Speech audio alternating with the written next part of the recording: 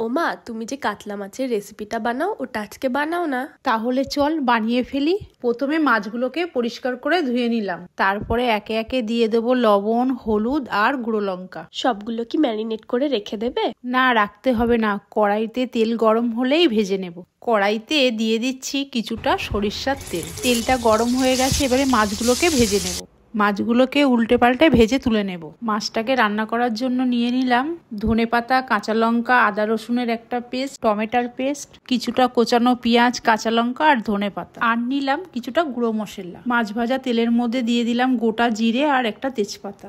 জিরেটা লাল লাল হয়ে গেলে দিয়ে দেবো কেটে রাখা পেঁয়াজ। পেঁয়াজটা লাল হয়ে গেলে ওর মধ্যে দিয়ে দেবো আদা রসুনের পেস্ট, তারপরে দিয়ে দেবো টমেটোর পেস্ট। সবগুলোকে ভালো করে মিশিয়ে এর মধ্যে দিয়ে দেবো লবণ, হলুদ, কাশ্মীরি গুঁড়ো লঙ্কা, জিরার গুঁড়ো, ধনিয়ার গুঁড়ো। সবগুলোকে ভালোভাবে কষিয়ে নিলাম। এরপরে দিয়ে দিলাম ধনেপাতা, কাঁচা লঙ্কার পেস্ট। এবার সবগুলোকে ভালো করে কষিয়ে নিতে হবে। যখন মশলার থেকে তেল ছেড়ে দেবে দিয়ে দিতে হবে পরিমাণ মতো জল। এবারে সবগুলোকে মিশিয়ে নিয়ে জলটা ফুটে উঠলে দিয়ে দিতে হবে আগের থেকে ভেজে রাখা মাছগুলো। তার উপর দিয়ে ছড়িয়ে দেবো কয়েকটা চেরা কাঁচা লঙ্কা। এবারে ঢাকা দিয়ে লো ফ্লেমে 10 মিনিটের জন্য রেখে দেবো। ব্যাস, তৈরি হয়ে গেল আমাদের কাতলা কালিয়া। ওপর দিয়ে ছড়িয়ে দিতে হবে কিছুটা ধনেপাতা কুচি আর সামান্য একটু চিনি। হয়ে গেল আমাদের সুস্বাদু কাতলার রেসিপি। এটা তো আমার খুব পছন্দের। আপনারাও এইভাবে বাড়িতে বানাবেন, দেখবেন খেতে খুব ভালো লাগবে। ভালো লাগলে চ্যানেলটাকে অবশ্যই সাবস্ক্রাইব করবে।